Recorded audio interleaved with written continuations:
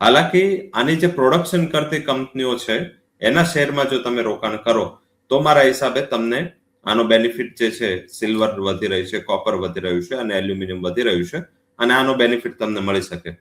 હાલાકી આપણે રિકમેન્ડેશન નથી આપતા ઘણા શોમાં, બટ કઈ કઈ કંપનીઓ પ્રોડક્શન કરે છે એ ડેફિનેટલી આપણે ચર્ચા કરી શકીએ. અને કંપનીની શું અત્યારે હાલત છે કે શું સિચ્યુએશન છે.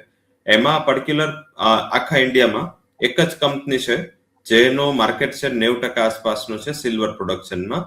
ઇન્ડિયાની લાર્જેસ્ટ સિલ્વર મેન્યુફેક્ચરર છે અને વર્લ્ડની ત્રીજી સૌથી મોટી સિલ્વર ઉત્પાદન કરતી કંપની છે. એનું નામ છે હિન્દુસ્તાન ઝિંક. વેદાંતા ગ્રુપની કંપની છે. વેદાંતા ગ્રુપ એના પ્રમોટર છે. 64% વેદાંતા ગ્રુપનો એમાં હિસ્સો છે અને બાકી ઘણા બધા ફંડ ને આના તેનો હિસ્સો થઈ અને પબ્લિક પાસે 10% જેવું એમાં હિસ્સો છે. હવે આ હિન્દુસ્તાન ઝિંક છે એ સિલ્વરનું સૌથી મોટું પ્રોડ્યુસર છે ઇન્ડિયા.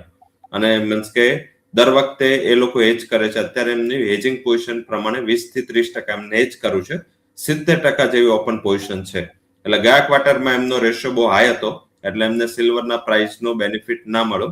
આ વખતે એમને હેજિંગ નથી કરવું એટલે સિલ્વરની સામે એમને વેચાણ નથી કરવું એમના સ્ટોકની સામે. એટલે આ વખતે જે ભાવ વધ્યો છે એનો ફાયદો મળશે અને ચાલુ ક્વાર્ટરના જ્યારે નંબર આવશે ત્યારે એક big bang number Hindustan zinc આપશે.